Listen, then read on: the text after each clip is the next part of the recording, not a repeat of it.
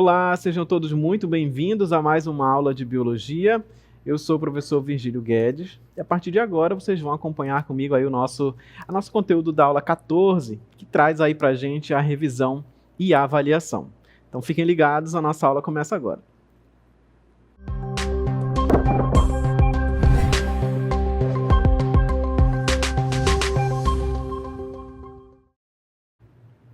E nessa aula de revisão, a gente vai aproveitar para resgatar aí alguns dos conceitos que nós já trabalhamos para reforçar aí esses nossos conteúdos, tá bom?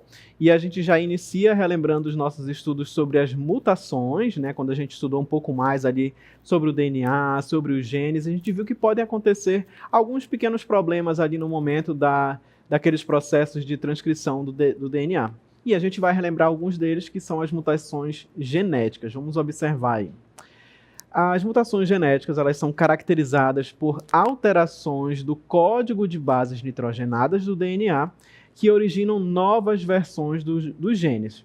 Essa condição pode produzir novas características nos portadores da mutação, né? Então, como a gente pode observar, pode trazer algumas alterações naquele código, né, de bases nitrogenadas que nós já conhecemos do DNA, tá bom? E aí elas vão originar outras versões desses genes. Na imagem a seguir, a gente pode observar tipos de mutações gênicas, né? No caso aí, as mutações, por exemplo.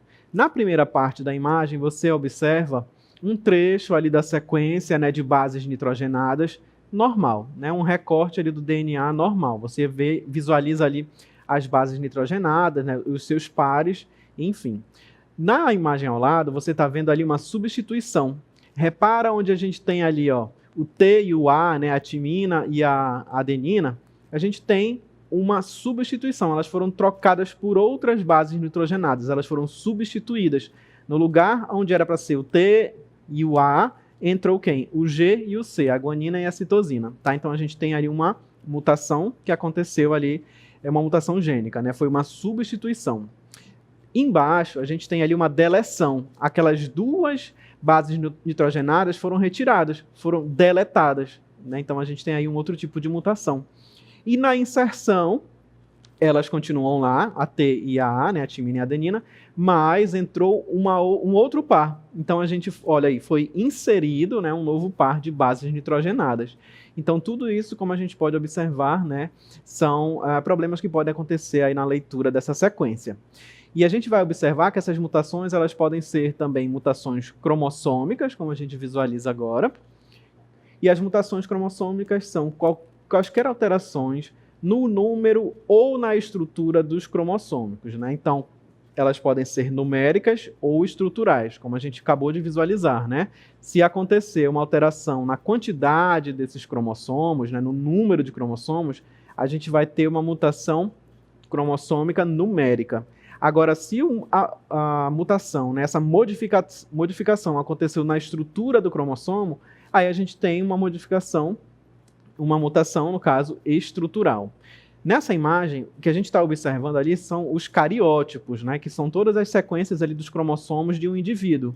Tem ali o masculino e o feminino, só para diferenciar. Mas, normalmente, se apresenta dessa forma, né, com todos os seus pares ali de cromossomos normais, tá bom? E aí, a gente vai visualizar na próxima imagem alguns exemplos de mutações numéricas, que é o que nós temos ali, as variações no número de cromossomos, né? Como a gente já observou. A mutação é numérica, então a gente vai ter uma mudança ali no número desses cromossomos. Elas podem ser do tipo euploidias, afetar o número de genomas, ou aneuploidias, causar o surgimento ou o aparecimento de cromossomos em um dos pares. Nessa imagem que você está visualizando do cariótipo, lembra que a gente viu anteriormente um cariótipo normal, né? Nesse caso aqui, a gente está visualizando um cariótipo onde lá no par 21, o que aconteceu? Tem um cromossomo a mais. Onde deveriam ter em todos, né, 2 cromossomos, porque são pares, lá no 21 tem um a mais. Então a gente tem aí uma mudança no número de cromossomos, né? Foi inserido ali mais um cromossomo. Então é chamado de trissomia. Ó, são 3, né? Trissomia. 1, 2, 3 cromossomos, onde deveriam ter só 2. E como está acontecendo lá no par 21, né? Então essa é a característica dessa síndrome, que é a síndrome de Down, tá? A trissomia do cromossomo 21. Tem um a mais, então, nessa mutação, desenvolve um indivíduo, né, portador dessa síndrome, que é a síndrome de Down. A gente tem só essa síndrome aí como exemplo, né, somente essa trissomia? Não, existem outras, como a síndrome de Edwards, né, que é um outro tipo de uma síndrome, né, que vai acontecer também uma trissomia. Só que nesse caso a gente vai ter 3 cromossomos, né, em vez de 2, que seria o normal, lá no par 18, né? Todos eles são marcadinhos como a gente viu naquela imagem do cariótipo, só que lá no 18 vai ter um a mais, tá? A síndrome de Down a gente tem no 21, mas a síndrome de Edwards vai ser lá no 18. Todas elas vão apresentar um cromossomo a mais. Então isso traz um reflexo, né, no caso, o desenvolvimento dessas síndromes. Então a gente visualizou ali as mutações numéricas, onde acontece uma modificação no número desses cromossomos, né? Pode vir um a mais, como a gente acabou de visualizar esses exemplos, mas a gente vai ter, no caso das mutações estruturais, onde a gente tem uma modificação na estrutura daquele cromossomo, e elas podem se apresentar dessa forma, olha só. Elas causam variações na estrutura dos cromossomos, afetando o arranjo ou o número de genes, e podem ser classificadas em deleção, duplicação, inversão e translocação. Então, olha aí. Agora o que a gente está observando, né?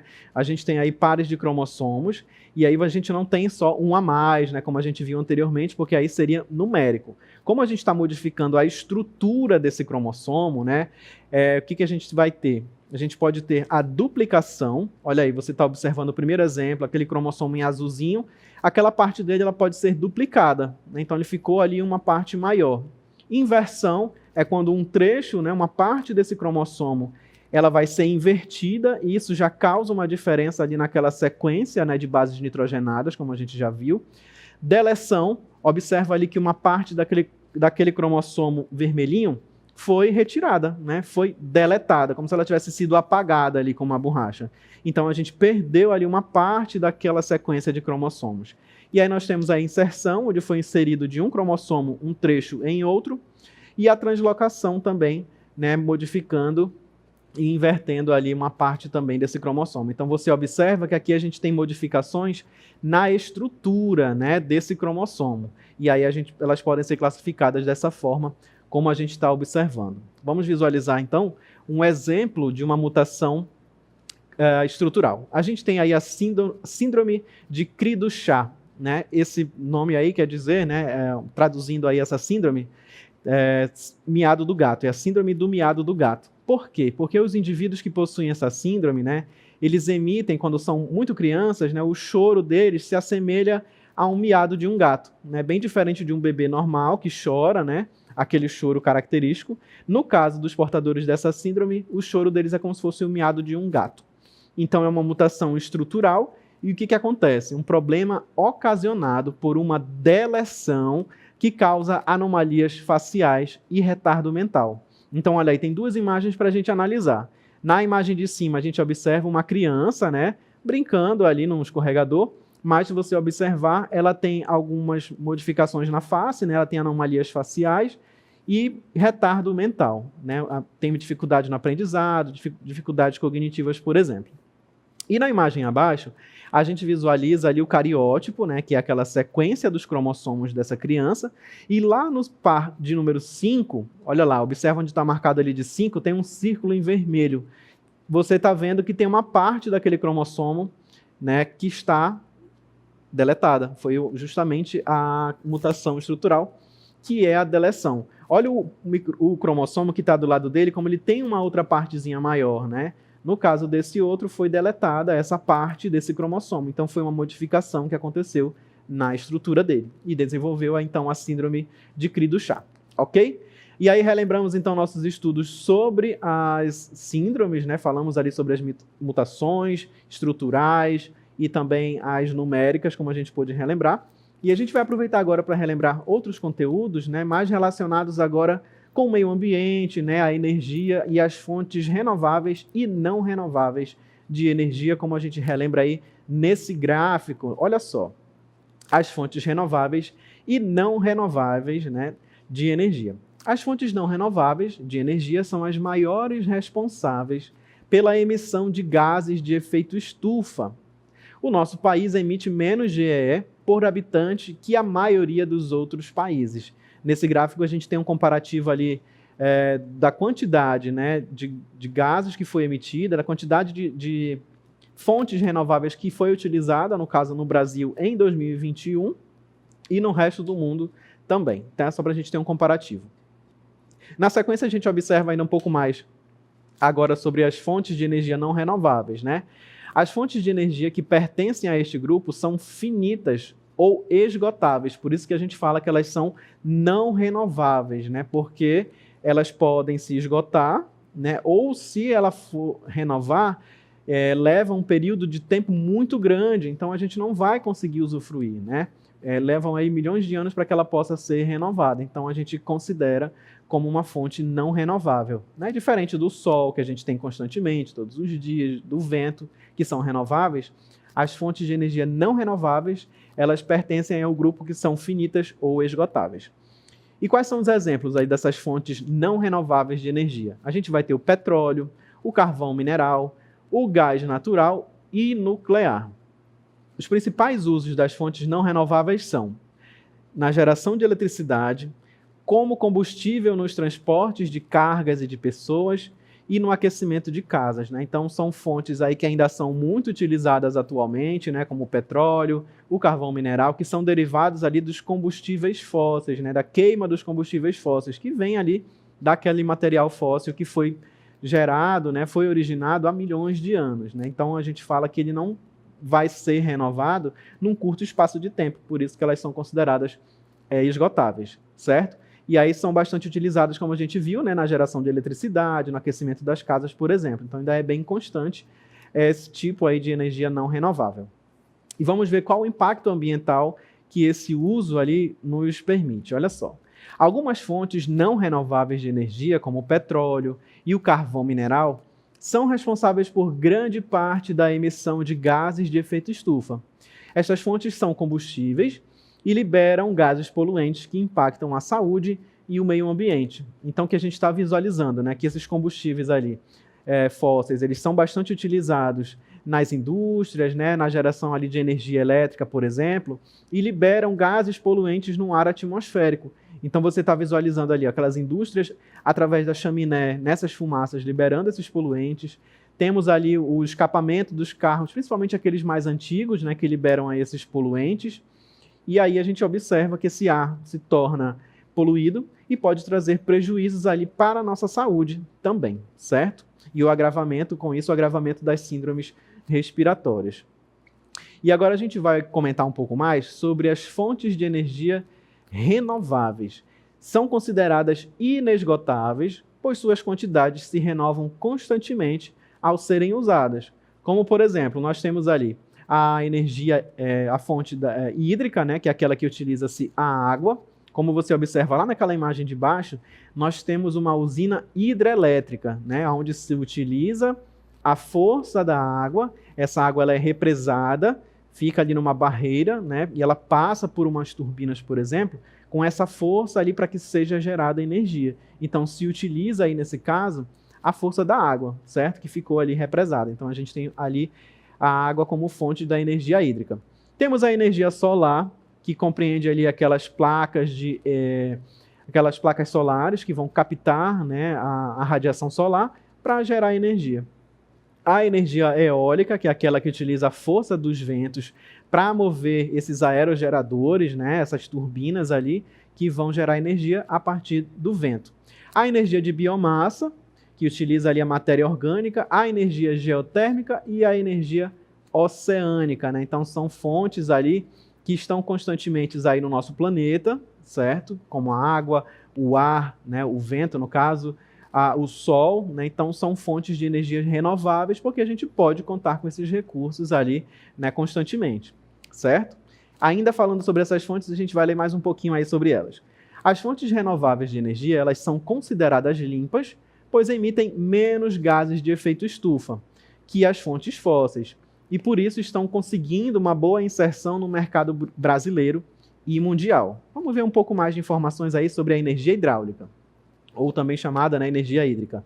Nas usinas hidrelétricas, as águas movem turbinas que transformam a energia potencial da água em energia mecânica e, por fim, elétrica, né? Um bom estudo ali da física, quando a gente estuda ali sobre a energia, né, para a gente compreender um pouco mais. Então, o que nós temos ali? A energia potencial daquela água ali reservada, você observa na primeira parte da imagem, um reservatório, né, onde a água vai ficar represada ali. Tem ali a represa, que é a que vai barrar essa água. E essa água ela vai precisar passar por uma parte mais estreita, que é onde estão ali as turbinas, né? Ela vai fazer com que movimente essas turbinas, e aí nós já temos a energia mecânica, né, que é a do movimento, e por fim, a partir disso, gerando energia elétrica, né? Então utiliza-se ali a força da água para gerar energia elétrica. Esse aí é o nosso grande recurso de energia hídrica, né, ou hidráulica. No caso da energia eólica, nós já vamos ter aí o seguinte: ela é produzida pela força dos ventos em um processo de conversão de energia cinética proveniente do movimento em eletricidade. Isso é possível de ser feito por meio das turbinas eólicas ou aerogeradores, que se assemelham aos moinhos de ventos e formam os parques eólicos, como a gente observa na imagem a seguir. Esse parque eólico no Ceará, né, nordeste aqui do Brasil, aonde próximo ali, nessa região do litoral, né, próximo ali ao mar, por exemplo, a gente consegue observar esses aerogeradores, né, com as suas turbinas, que vão girar com o vento, né, e vão poder gerar energia. Temos também a energia solar. Usinas solares são estações de geração de energia elétrica que captam a energia proveniente das radiações eletromagnéticas emitidas pelo Sol. O Sol produz uma grande quantidade de energia em forma de luz e calor. Uma pequena parte dessa energia pode ser utilizada para produzir energia elétrica de forma limpa e sustentável. Na imagem a seguir, a gente observa ali campos com placas solares, né, regiões ali a céu aberto, né, onde não temos muitas árvores, muitas construções em volta, para colocar essas placas solares, esses painéis, para captar essa radiação solar e transformar em energia elétrica, certo? Vamos relembrar também o biogás. Este combustível é produzido a partir da decomposição de resíduos orgânicos por bactérias. Ele é gasoso e composto por metano, dióxido de carbono e contém traços de outros gases. No processo de obtenção do biogás, há diferentes transformações energéticas. Na imagem a seguir, a gente relembra um pouco desse processo da produção aí do biogás. Olha lá, nós temos a fonte, né? O bio, como a gente já sabe, quer dizer vida, então vai ser utilizado uma matéria orgânica, né? Pode ser utilizado ali restos de alimentos, resíduos, né, da matéria animal, como os dejetos de alguns animais, por exemplo, né? E ali a gente tem um biodigestor. É nesse local, todo fechado, né, que vai ficar essa matéria orgânica para ser decomposta. E aí libera um gás a partir da fermentação das bactérias que estão ali dentro atuando. E a partir daí, esse gás, né, ele é purificado e utilizado em diversas formas. Pode ser utilizado para energia elétrica, energia veicular, fertilizantes orgânicos e também o gás, certo? E aí falando sobre energia, fontes renováveis, não renováveis, né, energia limpa, por exemplo, a gente vai ver aí algumas dicas de como economizar energia em casa. Vamos relembrar aí algumas das dicas que nós já comentamos, né? Como, por exemplo, aproveite a iluminação natural. Você tem ali na sua casa, por exemplo, durante o dia, se você puder deixar a janela aberta, né, ou a cortina aberta para entrar a luz do sol e clarear o ambiente, é uma boa dica, né? E você usa menos a energia elétrica, em vez de acender a luz, né, aquela lâmpada, usa a iluminação do sol aí durante o dia. Outra dica, número 2, use lâmpadas fluorescentes ou de LED, né, que tem tecnologias aí mais modernas, né, para economizar, né, e gastar menos energia, como no caso aí das lâmpadas de LED, certo? 3, nós podemos observar aí, ó, mantenha a chave do chuveiro elétrico na posição verão, né? É um problema aí que alguns locais a gente não vai ter, porque a temperatura já é muito alta, o que a gente mais vai querer é tomar um banho frio, né, um banho gelado.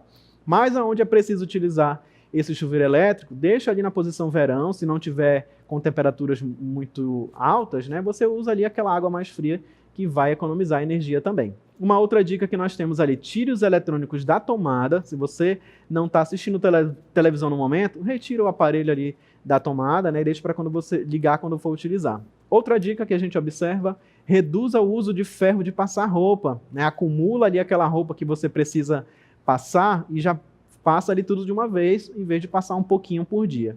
E a nossa última dica é considere trocar os seus eletrodomésticos. A gente também falou que eles vêm agora com um selo que te mostra a eficiência energética, né? Você faz então a opção por aquele que traz uma classe A, que é o que vai consumir menos energia.